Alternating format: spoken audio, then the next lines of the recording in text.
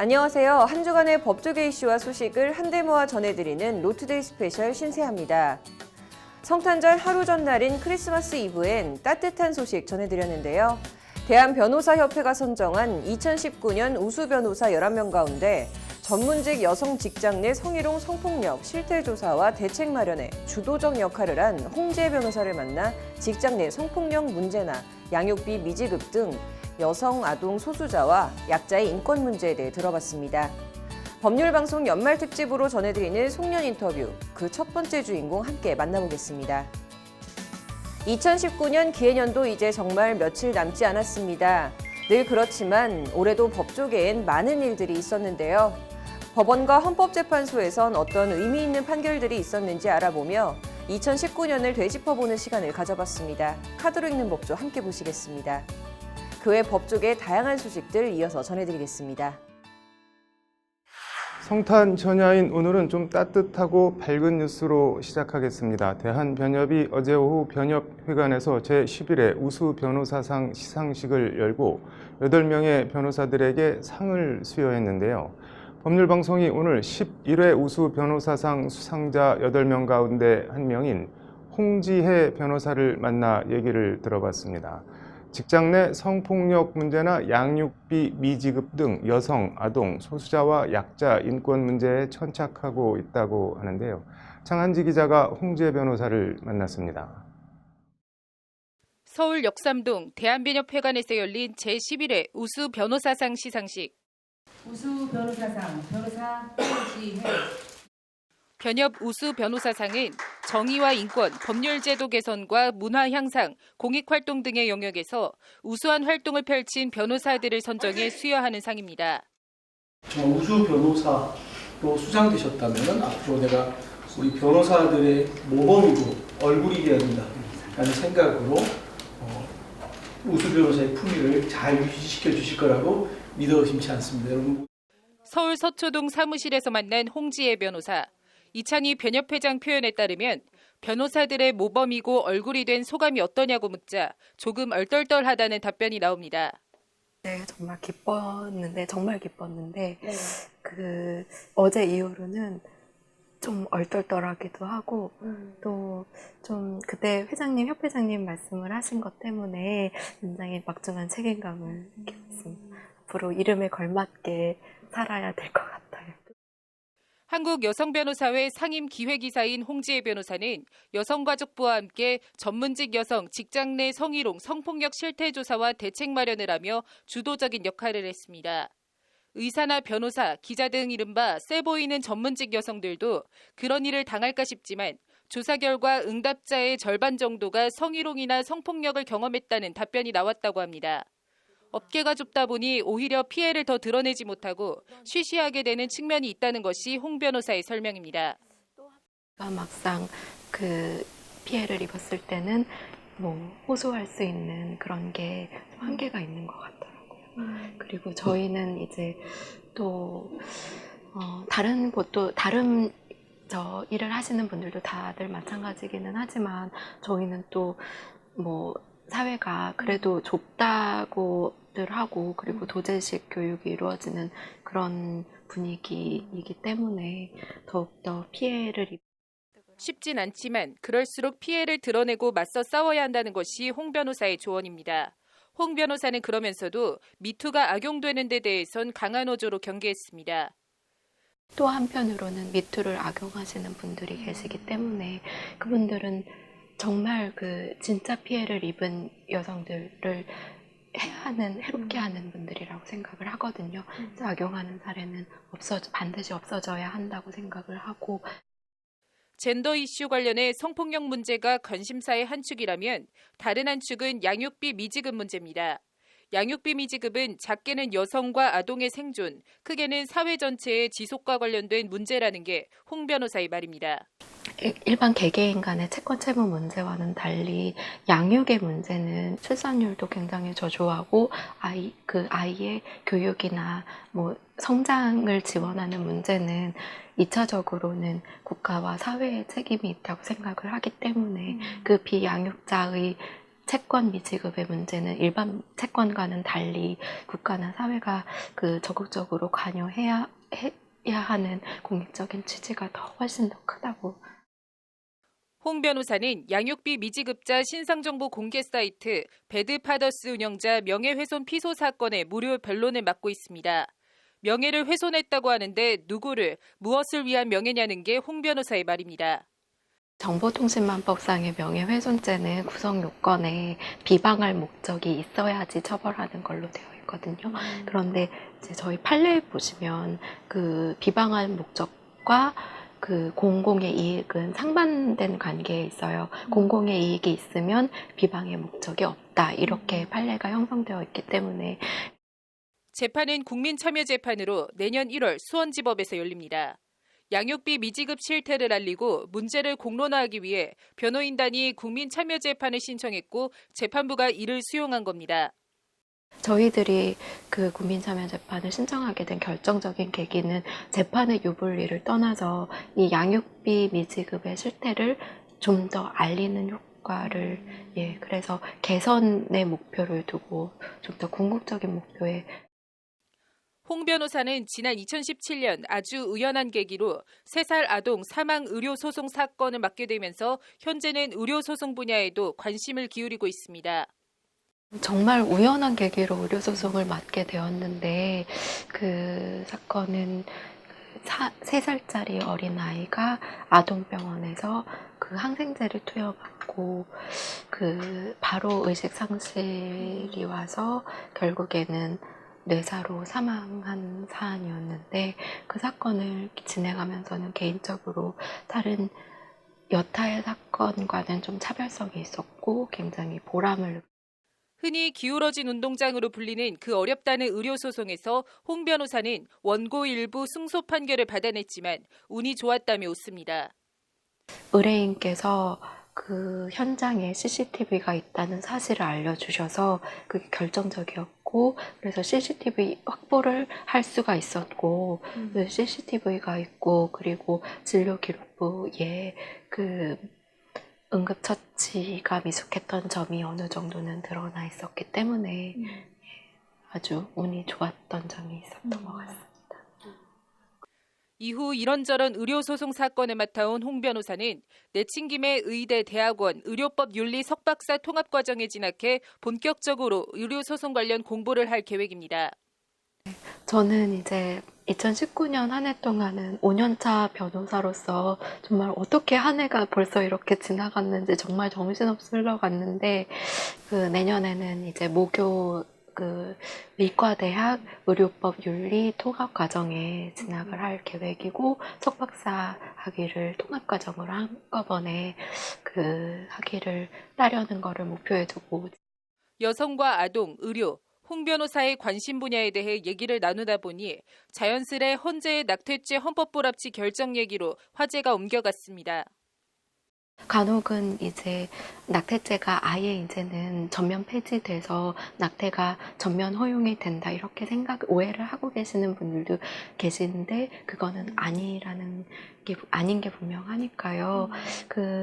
낙태가 아주 피치 못할 사유는 분명히 있다고 저는 생각을 하고 있고 그럴 경우를 제외하고는 생명을 경시하지 않는 생명을 가급적이면 최대한 존중하는 취지로 좋은 방향의 개정이 이루어졌으면 좋겠습니다. 내년이면 변호사 6년차. 아직 시작이라면 시작인데 앞으로 어떤 변호사가 되고 싶냐는 질문으로 인터뷰를 마무리했습니다. 저는 항상 기도하는 마음으로 바라는 것 중에 하나가 사람들의 고마운 신뢰를 잃지 않게 해달라는 바람이 있거든요. 저의 아주 큰 욕심이라면 저를 아는 분들이 저를 아주 전적으로 신뢰하시고 그 변호사라면 나는 믿고 맡길 수 있어. 이런 사람이 되고 싶습니다. 법률방송 장은지입니다. 올 한해 의료계를 떠들썩하게 했던 관절염 치료제 성분 변경 인보사 사태와 관련해 코오롱 생명과학 이우석 대표에 대한 구속영장 실질심사가 오늘 서울중앙지법에서 열렸습니다. 관련해서 피해자들이 코오롱을 상대로 제기한 집단소송의 향방에도 의료계와 법조계 관심이 쏠리고 있는데요. 법률방송 송년 인터뷰, 피해자들의 집단 소송을 대리하고 있는 엄태섭 변호사를 만나 관련 얘기들을 들어봤습니다. 서울 신사동 법무법인 오킴스 사무실에서 만난 엄태섭 변호사는 제약회사 사내변호사 이력을 갖춘 30대 젊은 변호사입니다.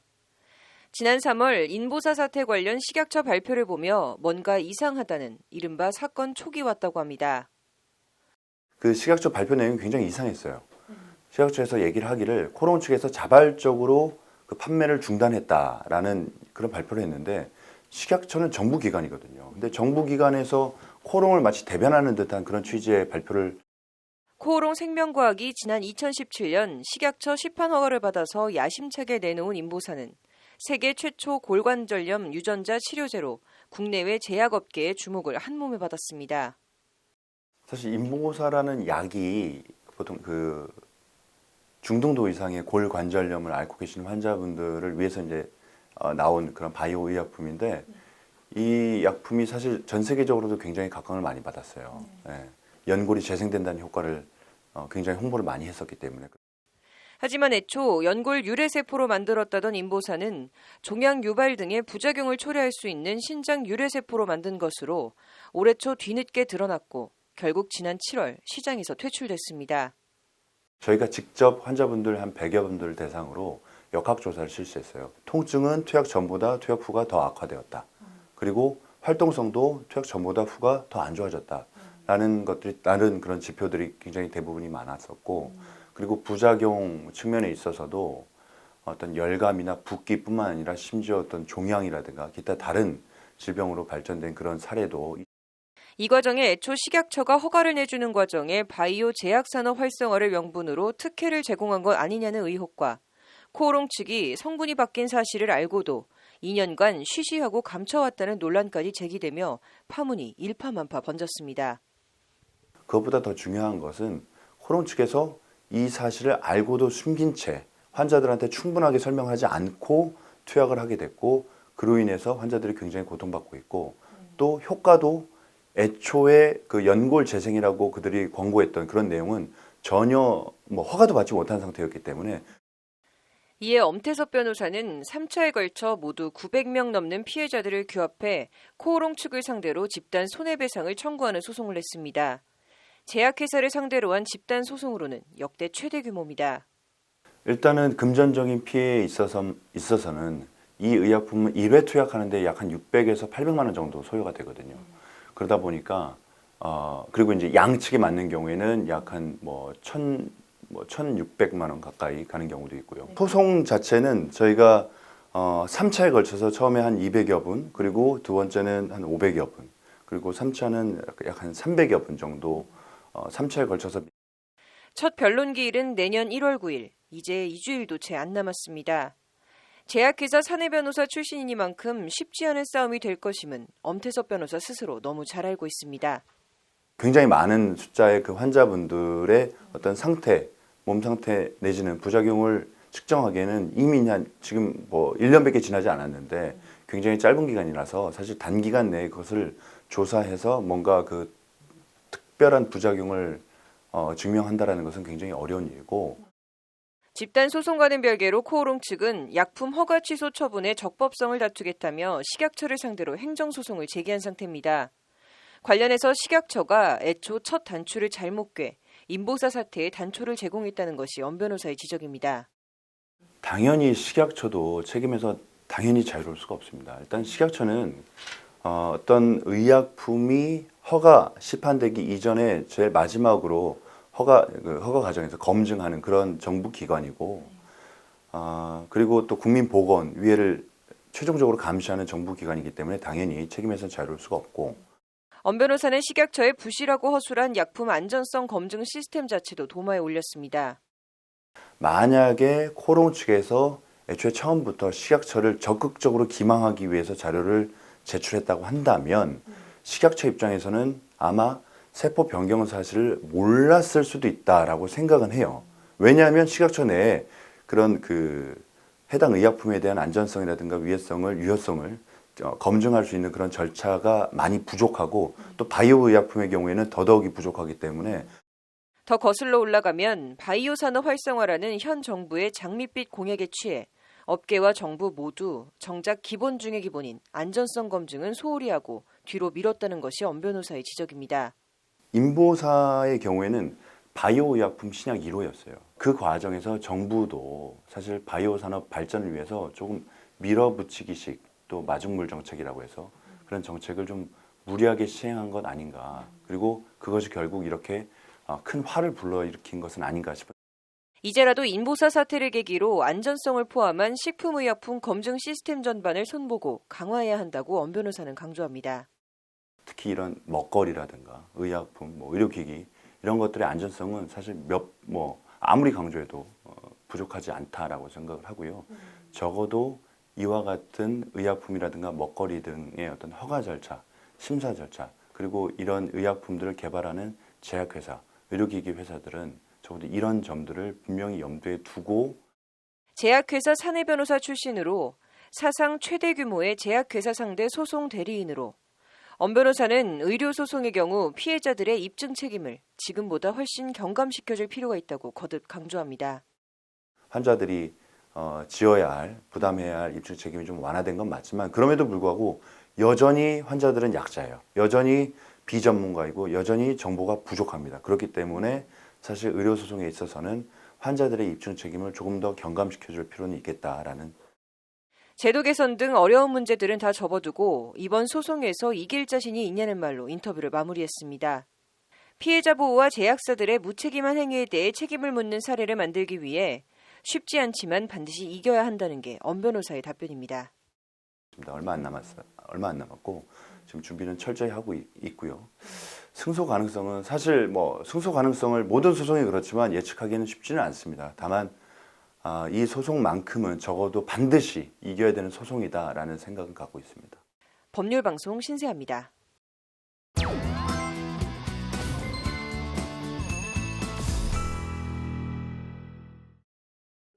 네, 해마다 이맘때면 늘 하는 말이긴 하지만 이른바 조국 사태와 검찰개혁 패스트트랙 법안 갈등 등 2019년 기해년 법조계는 정말 말 그대로 다사다난한 한 해였습니다. 그런 중에도 법원과 헌법재판소에선 세상을 변화시키거나 어느 한쪽으로 급속한 쏠림에 제동을 거는 의미 있는 판결들이 이어졌습니다. 법률방송 선정 2019년 7대 판결을 카드로 읽는 법조 신세아 기자가 전해드립니다. 서울고법 형사 3부는 올해 1월 관세법 위반 및 특가법 횡령 등 혐의로 1심에서 유죄를 받은 A씨 등에게 무죄 또는 면소 판결을 내렸습니다. 검찰의 모호한 압수수색 영장 내용을 지적하며 모호한 영장으로 광범위하게 압수해간 증거들의 증거 능력을 인정하지 않은 판결입니다.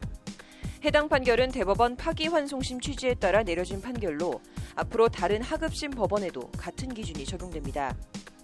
코에 걸면 코걸이, 귀에 걸면 귀걸이식으로 일부러 모호하게 영장을 쓰고 제멋대로 압수수색을 해온 수사기관의 잘못된 관행에 제동을 건 의미 있는 판결입니다.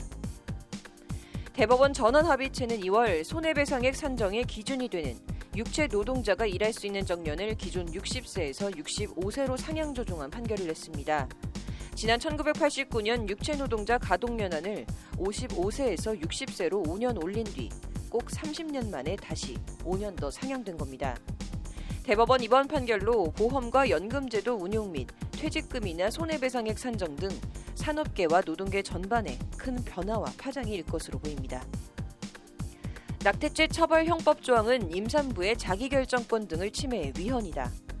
헌법재판소는 지난 4월 낙태죄 처벌 형법 조항에 대해 헌법 불합치 결정을 내렸습니다. 이에 따라 1953년 형법 조항에 삽입된 낙태죄 처벌 조항은 66년 만에 역사의 뒤안길로 사라지게 됐습니다. 헌재 헌법 불합치 결정에 따라 국회는 2020년 12월 31일까지 임신 몇 개월 이하 낙태를 어떤 경우에 허용할 것인지 등 후속 입법을 마련해야 합니다. 66년 만에 폐지된 낙태죄, 헌재의 손을 떠난 낙태죄는 이제 국회의 시간이 됐습니다. 지난 10월 대법원 전원합의체는 무정자증 남성이 결혼 생활 중 자신의 부인이 낳은 아들의 친자 관계를 끊어달라고 낸 소송에서 원고 패소 판결을 확정했습니다. 혼인 기간 중 남편의 동의를 얻어 다른 사람의 정자로 인공수정에 태어난 자녀는 추후 아버지가 친생 관계를 부인해도 친자식으로 봐야 한다는 것이 대법관 다수 의견입니다. 민유숙 대법관은 다만 외관상 명백한 다른 사정이 있는 경우에는 예외적으로 친자 관계를 끊어줘야 한다는 별개의 의견을 냈습니다. 그럼에도 대법관 다수 의견은 자녀의 법적 지위와 가족이라는 울타리를 쉽게 파탄낼 수 있도록 하면 안 된다는 취지로 가족 관계에 대한 신뢰 보호 필요성을 강조한 판결입니다. 낳은 정과 기른 정 모두 다 소중하다는 가족의 의미를 다시 되돌아보게 하는 판결 아닌가 합니다.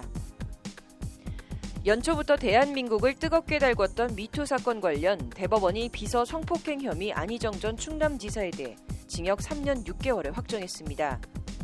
1심은 무죄, 2심은 유죄로 엇갈렸는데 핵심 쟁점은 통상 성폭행 피해자가 보이는 행동과 다른 행동을 보인 김지은 씨의 성폭행 피해 진술을 신뢰할 수 있느냐였습니다. 신뢰할 수 있다는 것이 대법원 전원합의체 판단입니다. 충남지사의 유력한 대권주자라는 안희정 전 지사의 지위만으로도 김지은 씨의 자유의사를 제압할 수 있고 명시적 반항이 없었어도 성폭행이 인정된다는 취지의 판결입니다. 성범죄 유무죄 판단에 있어서 피해자의 시선으로 이른바 성인지 감수성을 강조한 판결로 성범죄에 대해 법원이 한층 엄격한 잣대를 제시했다는 평가를 받는 판결입니다. 지난 11월 대법원 전원합의체는 마약 혐의로 기소된 48살 A씨의 상고심에서 무죄를 선고한 원심 판결을 확정했습니다. 재판에선 A씨로부터 필로폰을 건네받은 혐의를 받는 B씨가 법적 증언을 거부하고 있는 상황에서 B씨의 검찰 진술조서의 증거 능력을 인정할 수 있느냐가 쟁점이 됐습니다. 대법원은 B씨의 증언 거부가 정당하진 않지만 그럼에도 검찰 진술조서만으로 유죄의 증거를 삼을 수는 없다며 무죄로 판결했습니다. 자백 위주의 검찰 수사 관행에 제동을 걸고 공판 중심주의와 피고인의 방어권을 두텁게 보장한 판결이라는 평가입니다. 크리스마스 이브 하루 전 23일 대법원에선 유니온숍의 효력을 제한한 첫 판결이 내려졌습니다. 기존 노조와 회사가 노조에 가입하지 않는 경우 해고할 수 있도록 단체 협약을 맺었더라도 기존 노조가 아닌 별도의 소수노조에 가입했다는 이유의 해고는 부당해고라는 판결입니다. 유니언숍이라는 이름으로 일부 기득권 노조나 사측 어용노조의 방패막이로 이용된 측면이 있는 유니언숍 제도의 효력 범위를 제한해 근로자의 고용과 노조 선택의 자유, 소수노조의 단결권을 보장한 전향적인 판결입니다. 2019년 기해년은 저물고 2020년 경자년의 새해가 밝아오고 있습니다. 앞으로도 소수자, 약자를 위한 법원의 전향적 판결이 많이 나와 세상이 좀 더 따뜻해졌으면 더불어 함께 사는 세상이 되길 바라봅니다. 법률방송 카드로 읽는 법조 신세아였습니다.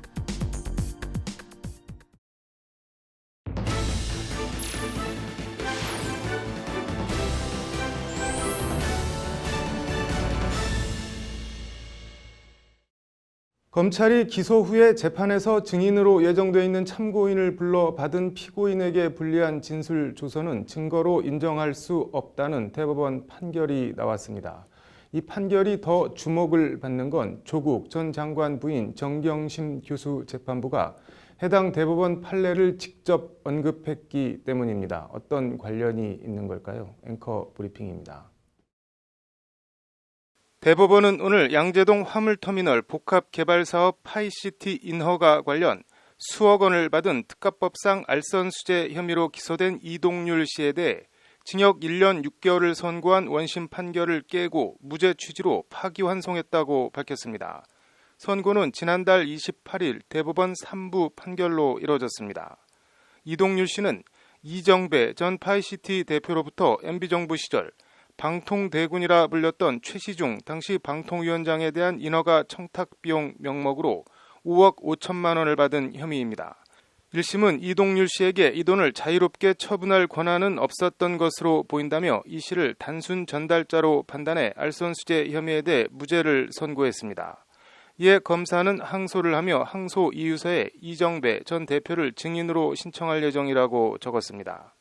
그런데 담당 검사는 이정배 전 대표가 증인으로 출석 예정인 항소심 공판 기일 하루 전 이 전 대표를 참고인으로 검찰로 불러 이동률 씨가 단순 전달자가 아니라는 취지로 이동률 씨의 불리한 진술 조서를 받아냈습니다. 이정배 전 대표는 검찰 조사 다음 날 법정에 출석해서도 같은 취지로 증언했습니다. 이에 항소심 재판부는 이 전 대표의 진술을 근거로 전체 5억 5천만 원 가운데 이동유 씨가 이명박 대통령 취임 이후 받은 4억 원에 대해선 독자 로비를 위해서 받은 돈으로 판단해 징역 1년 6개월과 4억 원 추징을 선고했습니다. 이 전 대표의 검찰 진술조서는 증거 능력을 인정하기 어렵지만 법정 증언은 증거법상 증거로 채택해도 문제가 없다는 것이 항소심 재판부 판단이었습니다. 이정배 전 대표의 진술이 유죄의 결정적 근거로 작용한 것입니다. 사건을 넘겨받은 대법원은 하지만 전원 합의체에서 장기간 심리를 진행한 뒤 대법원 3부를 통해 원심을 깨고 사건을 무죄 취지로 서울고법에 다시 돌려보냈습니다. 검찰이 기소 후에 받은 검찰 진술조서는 물론 검찰 진술조서와 같은 취지의 항소심 법정 증언도 모두 증거 능력을 인정할 수 없다는 것이 대법원 판단입니다.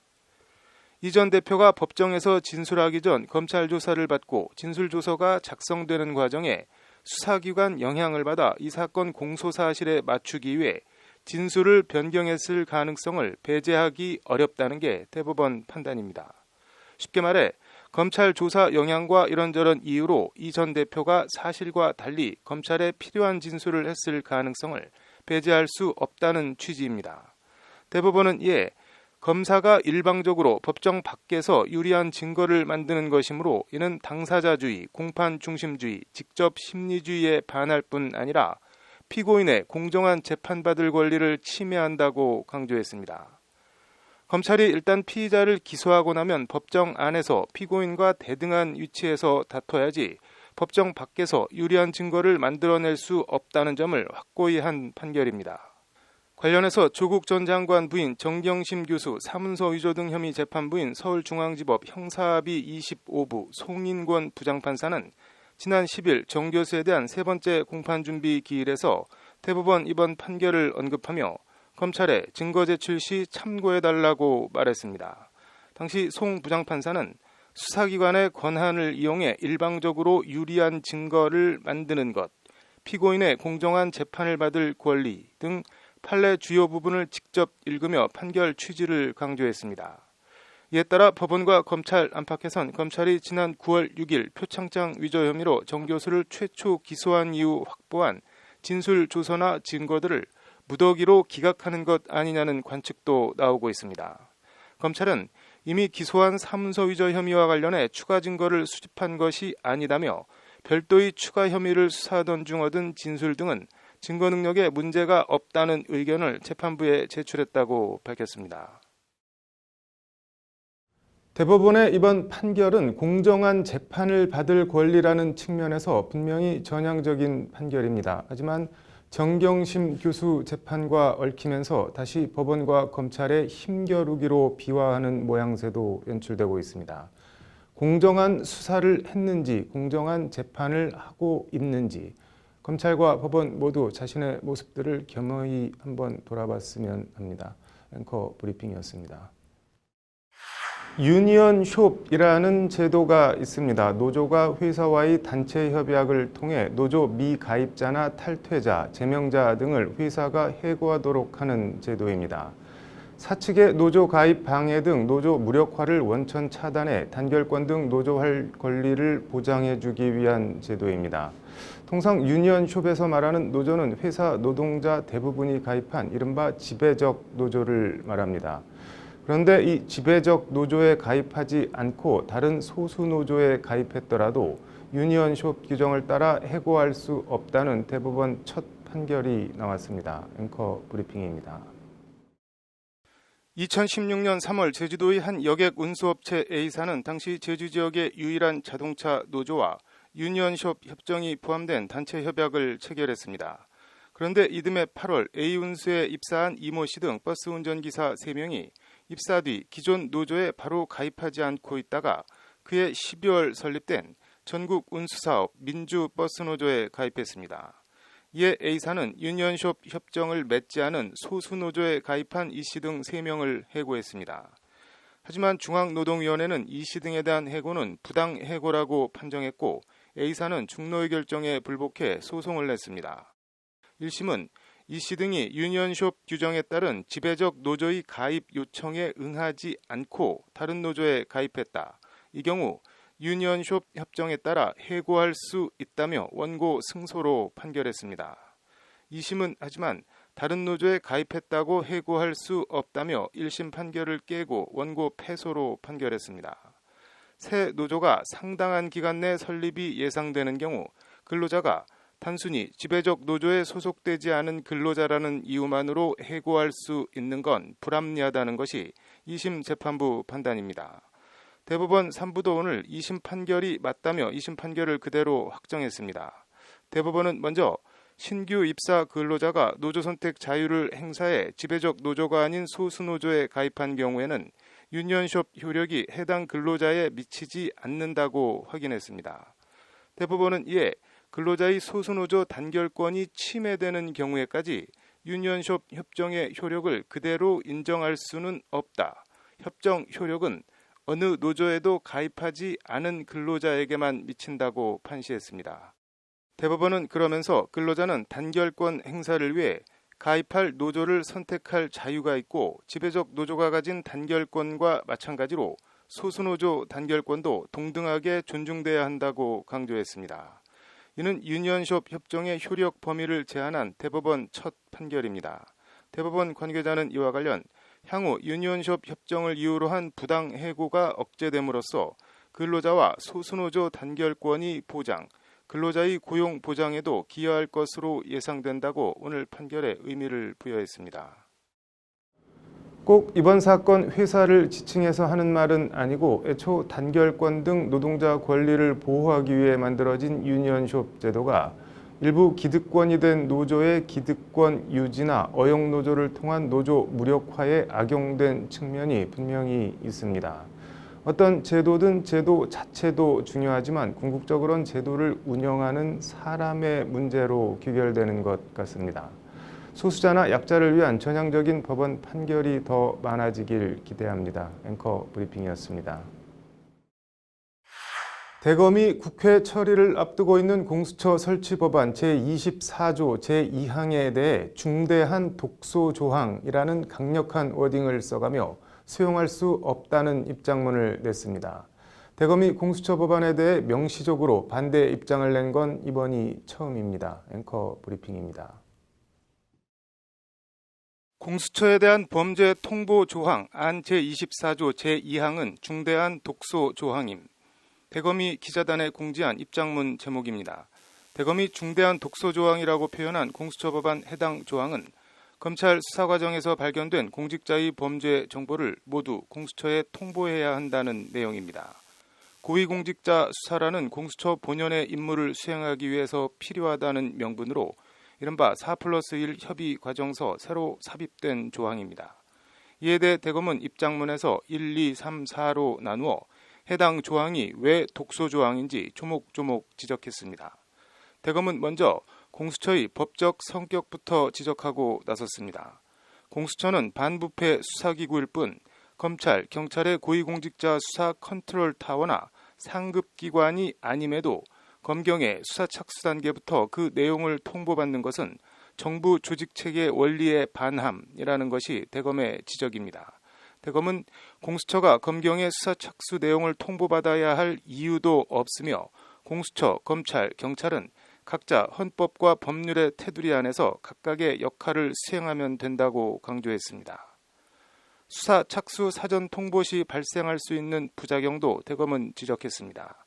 압수수색 전 단계인 수사 착수부터 검경이 공수처에 사전 보고하면 공수처가 입맛에 맞는 사건을 이첩받아가서 자체 수사 개시하여 과잉 수사를 하거나 또는 검경의 엄정 수사에 맡겨놓고 싶지 않은 사건을 가로채가서 뭉개기, 부실 수사를 할 수 있음이라고 지적했습니다. 이는 수사의 신속성, 효율성을 저해하며 사건 관계인의 인권을 과도하게 침해하고 국가 전체적인 반부패 수사 역량을 저해할 우려가 높다는 것이 대검의 우려입니다.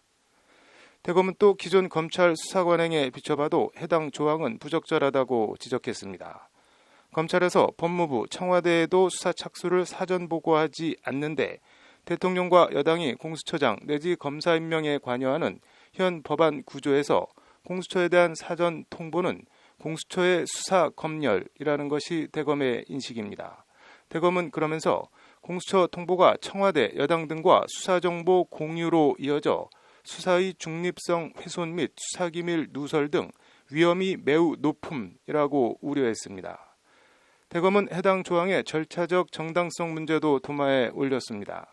기존 패턴의 중대한 내용을 변경하는 수정안으로 수정의 한계를 넘었을 뿐만 아니라 위 조항은 사개특위 법사위에서 공식적으로 논의조차 되지 않았던 사항이 4+1 협의 과정에서 갑자기 포함된 것으로 절차상으로 심각한 문제가 있음이라는 것이 대검의 지적입니다. 대검의 오늘 입장문 발표는 윤석열 검찰총장의 지시에 따른 것으로 알려졌습니다.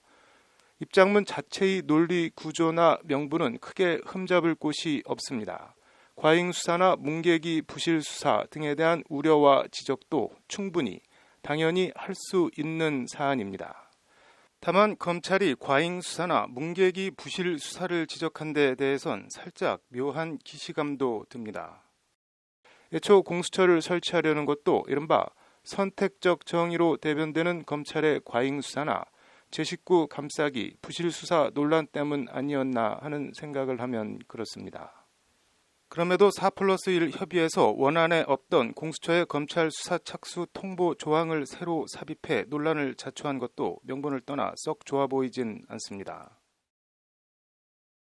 그리고 하나 더, 대검은 공수처장 임명에 대통령과 여당이 관여하는 구조라고 했는데 기본적으로 공수처장은 야당 추천 인사 2명이 거부하면 임명될 수 없는 구조입니다. 가장 궁금한 건 야당은 전혀 관여할 수 없고 온전히 대통령 의중대로 임명하는 검찰총장은 청와대, 여당 등과 수사 정보 공유를 안 하는데 야당 인사가 반대하면 임명할 수 없는 공수처장은 뭐를 근거로 청와대, 여당 등과 수사 정보 공유로 이어질 거라고 보는가 하는 점입니다. 아무튼 공수처 법안 처리가 임박한 것 같은데 어떻게 처리되고 어떻게 운영되는지 지켜보고 감시해야 하는 건 분명한 것 같습니다. 앵커 브리핑이었습니다.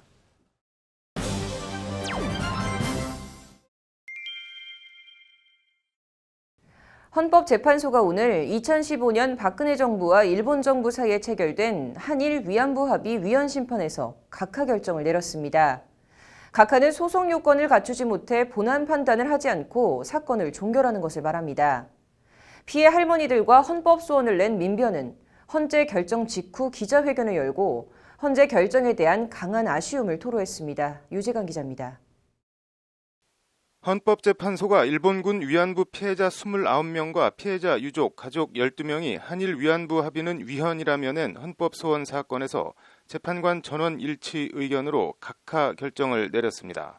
헌재는 한일 위안부 합의는 헌법소원 심판의 대상이 되지 않는다며 이같이 결정했습니다.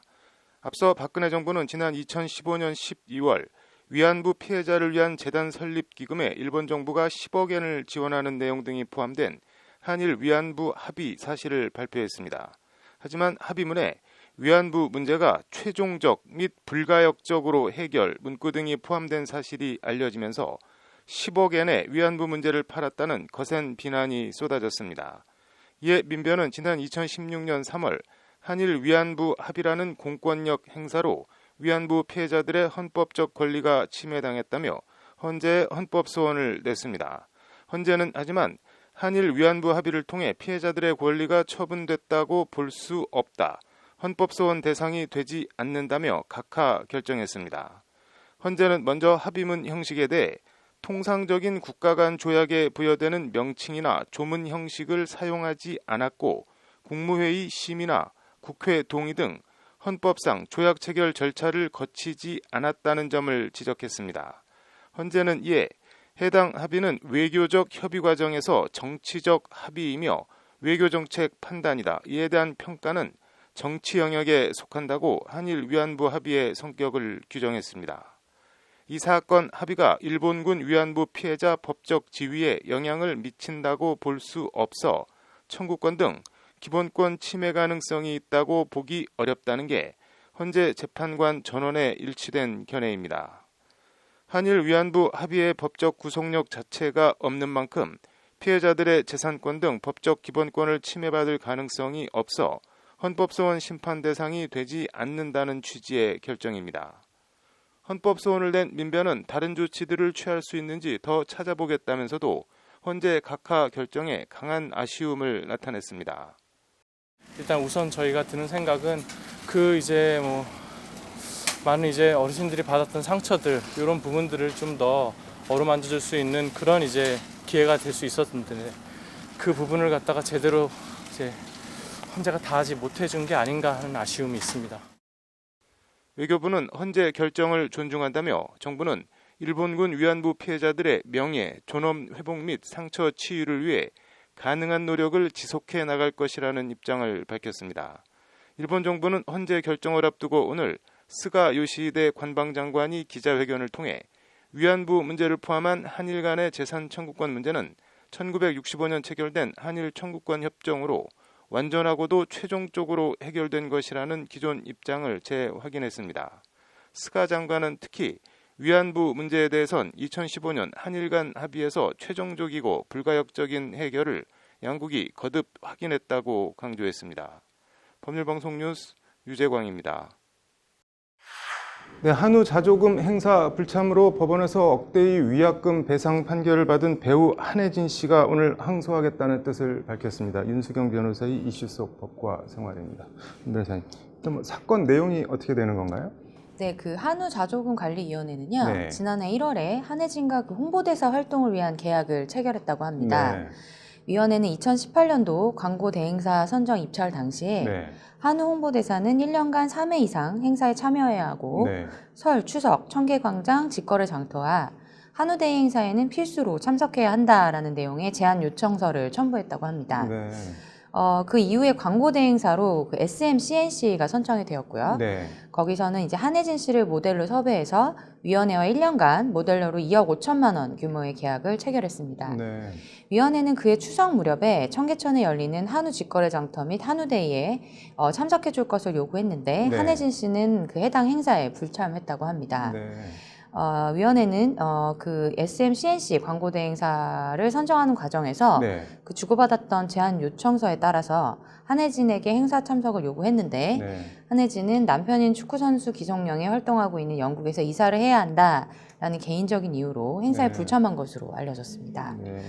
이에 대해서 위원회는 한혜진 씨와 그 SM-CNC 각각 맺은 계약을 해지하고 네. 양측을 상대로 계약 위반에 따른 총 5억 원을 청구하는 손해배상 소송을 제기한 네. 바가 있습니다. 이게 한혜진 씨는 어떤 입장인가요? 네, 그 한혜진 씨의 소속사인 지킴 엔터테인먼트의 입장에 따르면요. 네.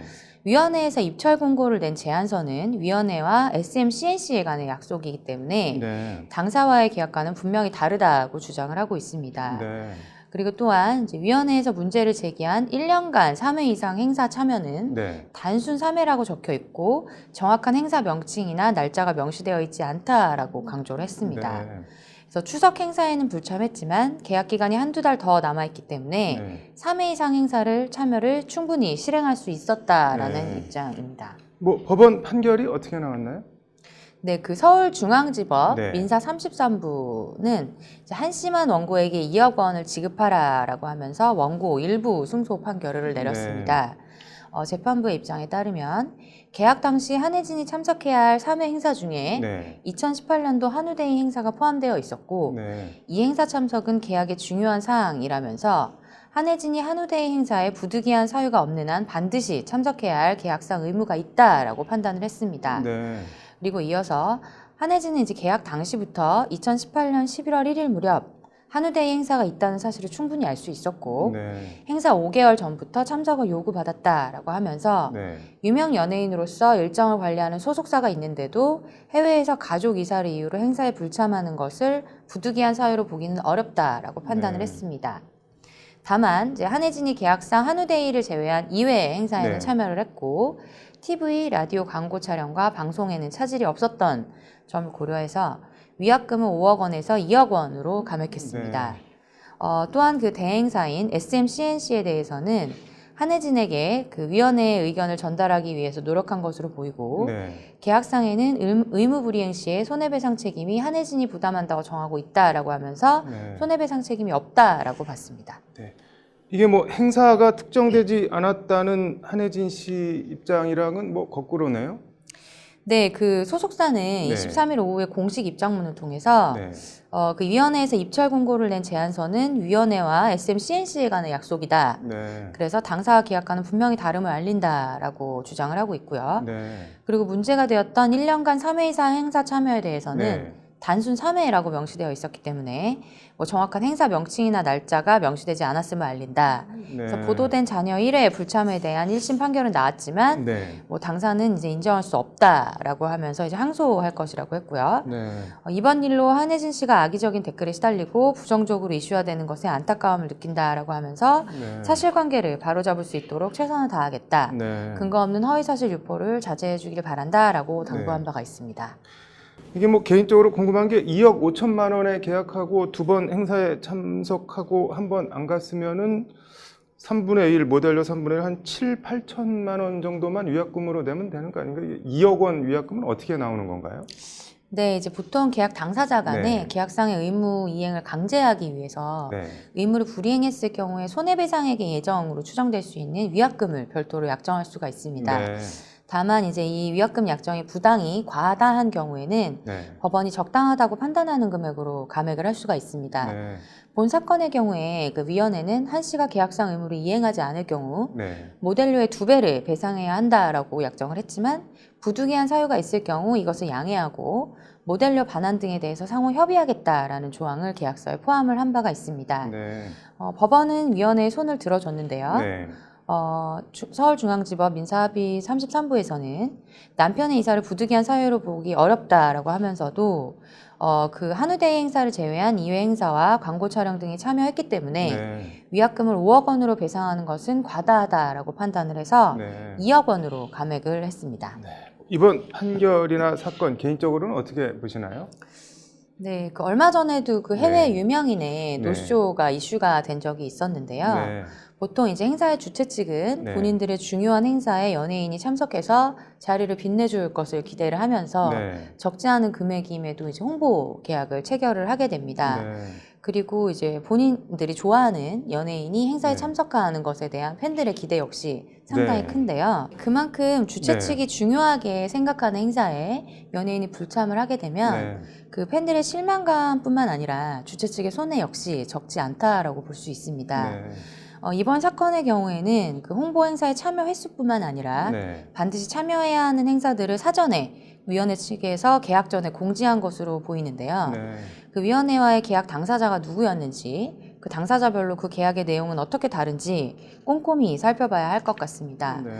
그렇지만 이제 계약의 내용을 살펴볼 때 네. 뭐 행사의 횟수가 중요한 것이 아니라 네. 중요한 행사에 한혜진 씨가 참여해주는 것이 또 중요한 내용이지 네. 않았을까라는 개인적인 생각이 듭니다.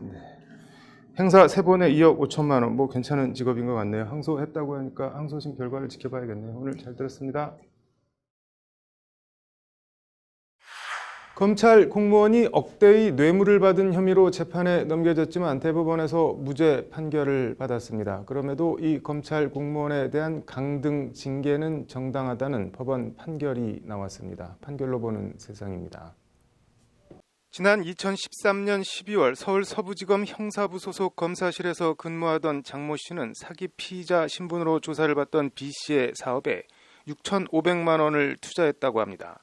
장 씨는 이후 원금과 수익금을 더해 1억 6,800만 원을 돌려받았다고 합니다. 검찰은 차액인 1억 300만 원을 뇌물로 판단해 장 씨를 기소했습니다. 검찰은 이와 별도로 징계위원회를 열어 장 씨를 파면 처분했습니다. 1심에서 뇌물 유죄를 선고받은 장 씨는 그러나 2심에선 무죄를 선고받았고 대법원에서도 무죄 판결을 확정받았습니다.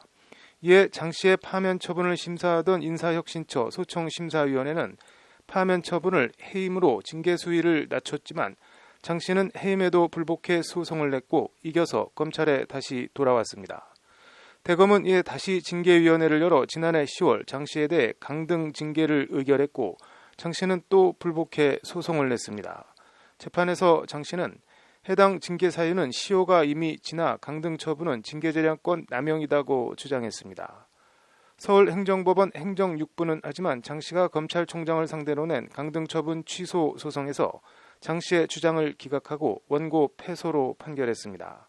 재판부는 먼저 검찰 공무원인 장 씨가 사기 피의자와 교류하며 돈을 거래한 행위는 공직사회에 대한 국민의 신뢰를 실추시킬 우려가 있는 행위다고 장 씨를 질타했습니다.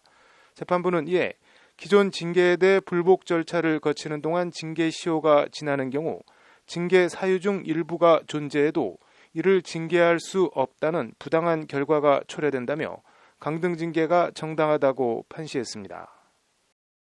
장 씨가 무슨 재주로 뇌물죄 무죄 판결을 받아냈는진 모르겠지만 장 씨가 사기 피의자 A 씨에게 투자를 하는 동안에도 A 씨는 사기 범행을 저질러 형사처벌을 받았다고 합니다. 사기꾼인지 알면서 거금을 투자한 검찰 공무원, 결과적으로 사기를 안 당하고 1억 원 넘는 수익을 올린 검찰 공무원. 사기치는 와중에 검찰 공무원 수익금은 살뜰히 챙겨준 사기꾼. 참 요지경이라는 생각입니다. 판결로 보는 세상입니다. 음주운전 단속경찰의 휴대폰으로 찍은 다른 사람의 면허증 사진을 자신의 면허증인 것처럼 제시한 30대 남성에 대해 공문서 부정 행사로 처벌할 수 없다는 대법원 판결이 나왔습니다. 판결로 보는 세상입니다.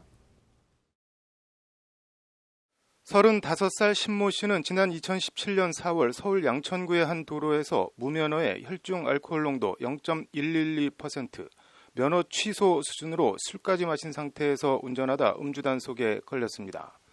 이에 신 씨는 단속경찰에 휴대폰으로 찍어놓은 다른 사람의 면허증 사진을 자신의 면허증인 것처럼 제시했습니다. 공문서 부정 행사와 도로교통법 위반 혐의로 기소된 신 씨에 대한 재판에선 휴대폰 면허증 사진을 공문서로 볼 수 있는지 여부가 쟁점이 됐습니다. 1심은 무면허 운전과 음주운전, 공문서 부정 행사를 모두 유죄로 판단해 징역 10개월을 선고했습니다. 상습적으로 무면허 운전을 하다가 적발되자 타인의 운전면허증 사진을 제시하며 처벌을 피하려 해 엄벌에 처할 수밖에 없다는 것이 1심 재판부 판시입니다. 2심도 공문서 부정 행사를 유죄로 판단했지만 1심 판결에 무면허 운전, 누범, 가중, 법리를 오해한 잘못이 있다며 도로교통법 위반에 대해선 벌금 300만 원을, 공문서 부정 행사에 대해선 징역 8개월을 선고했습니다. 대법원은 하지만 공문서 부정 행사 유죄를 선고한 원심 판결을 깨고 사건을 무죄 취지로 서울 남부지법으로 돌려보냈다고 오늘 밝혔습니다. 도로교통법에서 제시의 객체로 규정된 운전면허증은 운전면허증 그 자체를 가리키는 것으로 이미지 파일은 이에 해당하지 않는다는 게 대법원 판단입니다. 실물 면허증이 아닌 면허증을 찍은 사진은 공문서로 볼 수 없어 공문서 관련 법률로 처벌할 수 없다는 취지의 판결입니다. 대법원은 이에 따라 면허증 사진을 제시하는 행위는 공문서 부정행사죄를 구성하지 않는다. 원심 판단에는 공문서 부정행사죄 법리를 오해한 잘못이 있다고 판시했습니다. 대법원은 판결을 내리며 면허증 사진을 제시해도 경찰이 그릇된 신용을 형성할 위험이 있다고 할 수 없다고 밝혔는데, 일단 말이 어렵고 경찰 입장에선 면허증 실물이나 면허증을 찍은 사진을 보여주는 거나 무슨 차이가 있는지 잘 모르겠습니다. 너도나도 어디서 남의 면허증 사진 찍어서 단속에 걸리면 자기 면허증이라고 사진 제시하는 일이 안 벌어지도록 관련 법제도를 정비해야 하지 않나 하는 생각입니다. 판결로 보는 세상이었습니다. 아내 목에 전깃줄을 감고 갈비뼈를 부러뜨릴 정도로 폭력을 행사하고 가정폭력을 신고한 사람을 색출하겠다고 난리를 피운 현직 경찰관에 대해 항소심이 1심 징역형 집행유예를 깨고 실형을 선고했습니다. 판결로 보는 세상입니다. 경기도 의정부경찰서 지구대 소속 경찰관 이모 씨라고 합니다. 이 씨는 지난 4월 10일 오전 9시쯤 자신의 집에서 부부싸움을 하다가 너가 죽어야 내가 살 수 있다며 아내의 목에 전깃줄을 감고 마구 때렸다고 합니다. 아내는 갈비뼈가 부러지는 등 전치 5주의 중상을 입었습니다. 이 씨는 아내의 지인 A 씨에게도 왜 내 욕을 하고 다니냐며 드라이버로 협박했고, 이를 말리려던 아내와 딸을 밀쳐 새끼발가락이 부러지는 전치 4주의 골절상도 입혔습니다.